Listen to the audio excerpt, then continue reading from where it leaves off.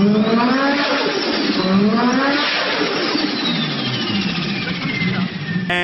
action. Hello, hello, hello! Hello. All right, what are we doing, T-Bag? Trying to pull a bracket off for the alternator. All right, so we had to pull off the alternator to make the supercharger work because I don't think my single cam alternator is going to work.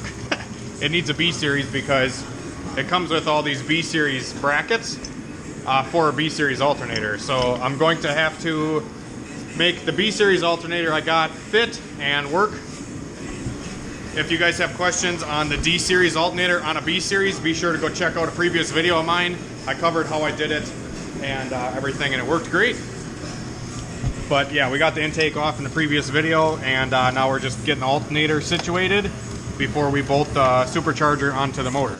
It looks like we got our first issue at hand here. And the B series alternator, I don't think I clearanced the frame enough. So what are we doing here? T-Bag's custom work here? T-Bag's custom. Okay. Hit me up on Facebook.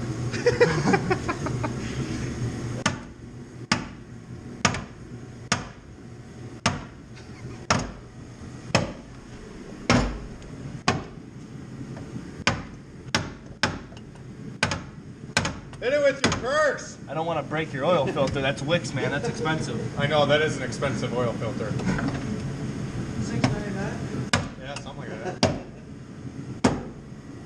I'll get you a new one at work.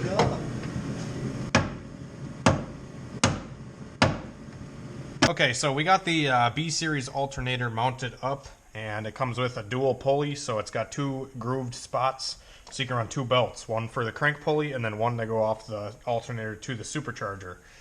And this is kind of the bracketry that we're working with.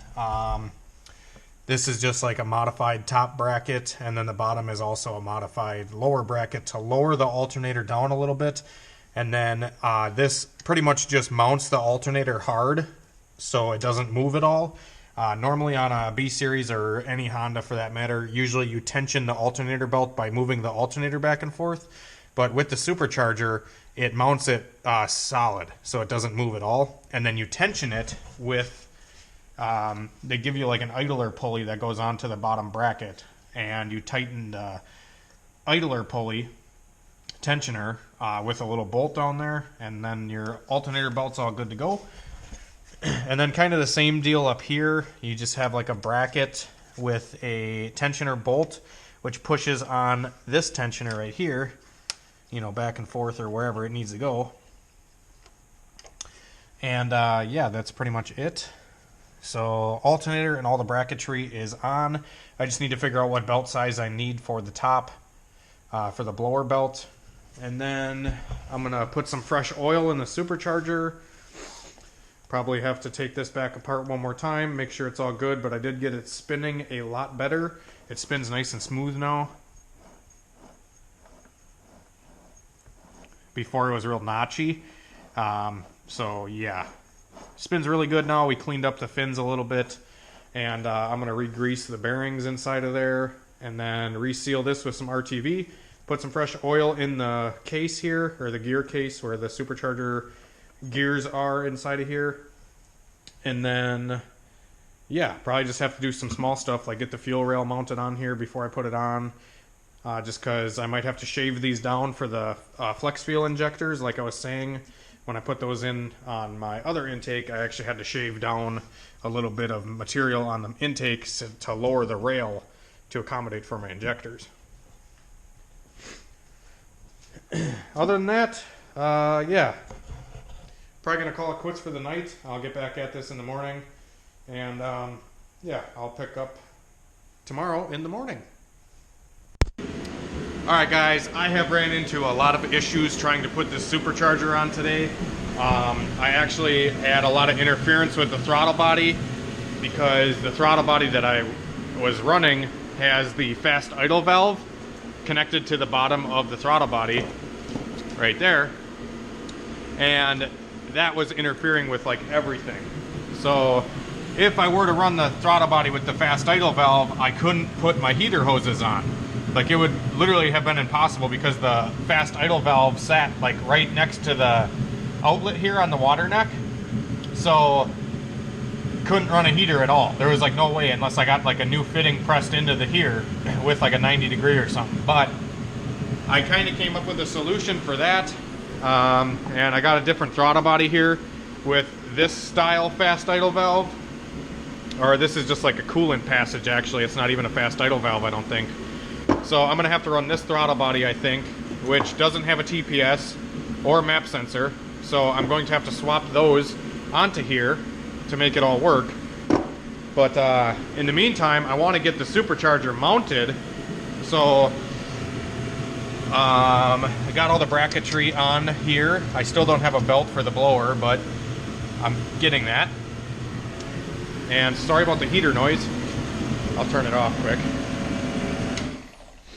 Okay, so now I'm actually going to be sealing the supercharger. So last night we went through all this and tore it all apart just like this. This whole assembly comes out just like so. And there's two bearings down there, which I'm going to be re-greasing because they look good. None of them look bad. And we went through and we actually kind of polished up the blades a little bit and got rid of any nicks or like burrs on the blades. So hopefully that'll help us out a little bit. All right, so this assembly right here is like the main guts of the supercharger. You got your blades, and then you got your housing here with the gears inside of it where the oil sits. And when you take these apart, this is just like pressed together. So you just got to tap it apart, which this has already been apart, so it comes right off. But maybe it doesn't.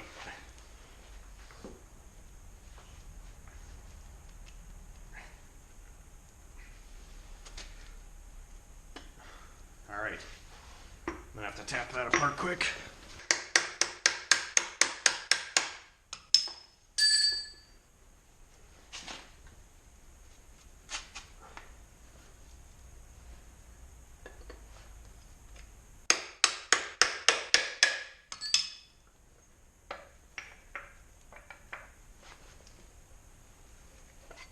There we go. So this is the inside of the housing where the gears sit. It's got a little three-prong deal here with a bearing on the inside. Like I said, all these bearings look good. I'm just going to re-oil everything and clean all this out good and reseal it. And then this is the other side where the gears actually go in.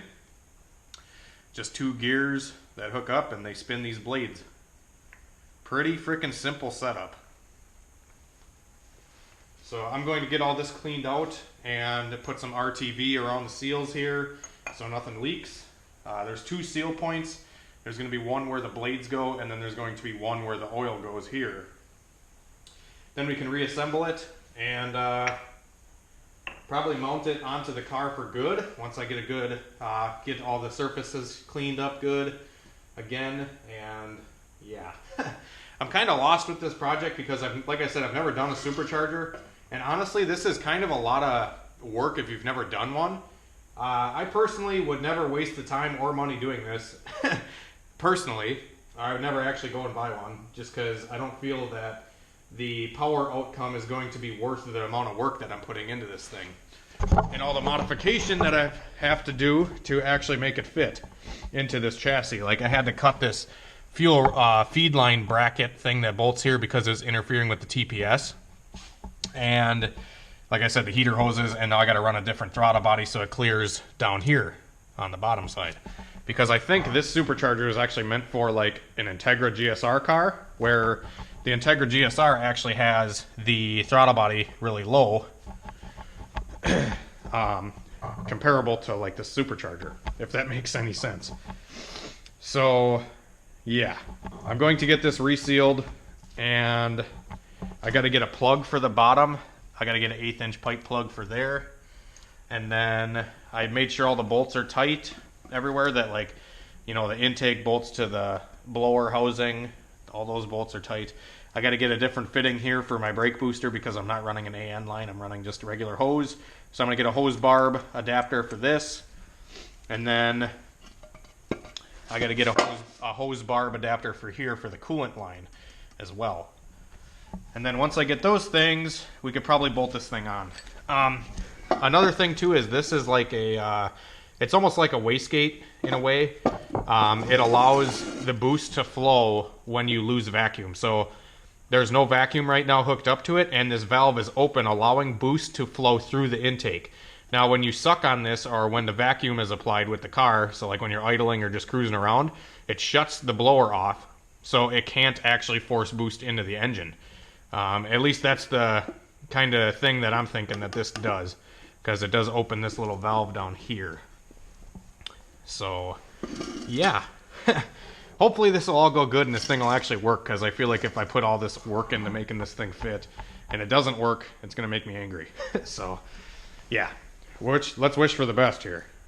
Okay, so since I'm going to be putting a catch can on this car very soon, I wanted to get the two plugs out of the back of the block, or at least get them cracked loose, so it'll be easier later when I put the catch can in. Since the intake is off, it's a lot easier to get at them when the intake's off. And I got the one on the driver's side cracked loose, and the passenger one ended up stripping out on me.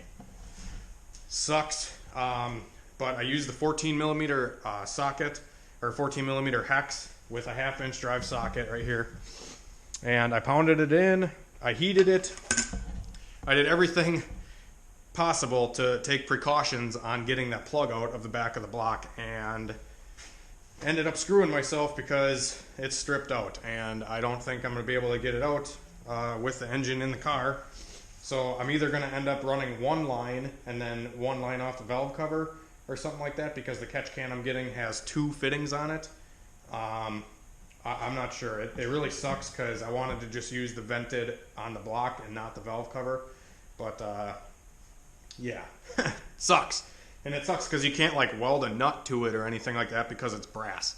I think it's brass at least. It's not steel, so I don't believe that I'd be able to weld anything on the end of it to be able to actually get it off.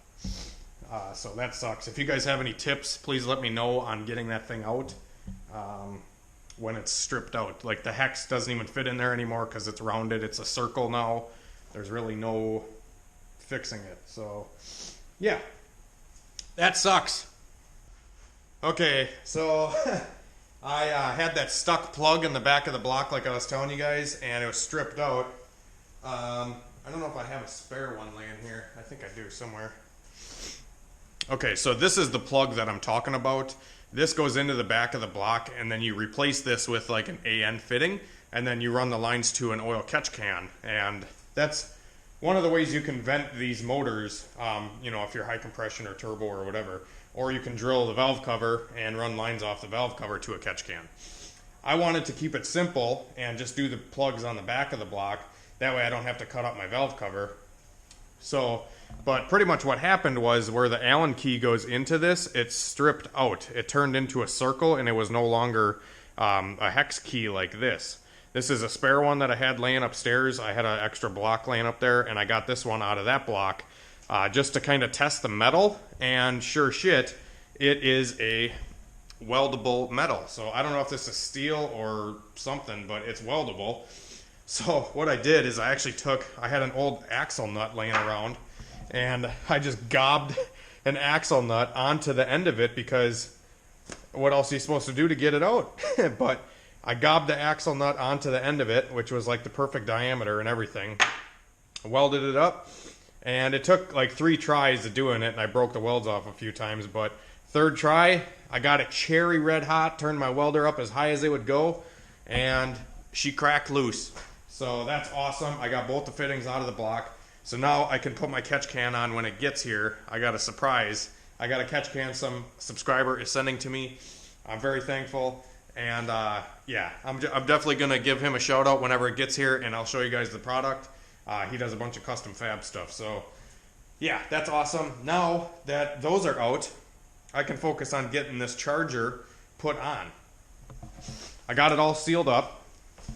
So I got RTV around all this. It's not very pretty, but I just smeared it with my finger. But that's all assembled now. Everything spins nice and free. Nothing's binding up. So yeah, figure I don't know what else we need to do other than put the thing on. I still got to get a fitting for here, but I did get a plug for the bottom. I did plug this. Yeah, I feel like I keep overthinking this whole process. I just need to put the freaking thing on. But I still need to determine what size belt I need for the Supercharger. The alternator is sorted out. I got that all situated. I just have to tension it properly. But can't do that until I get the Supercharger belt on, because you have to put the Supercharger belt on before you put the alternator belt on. So, yeah.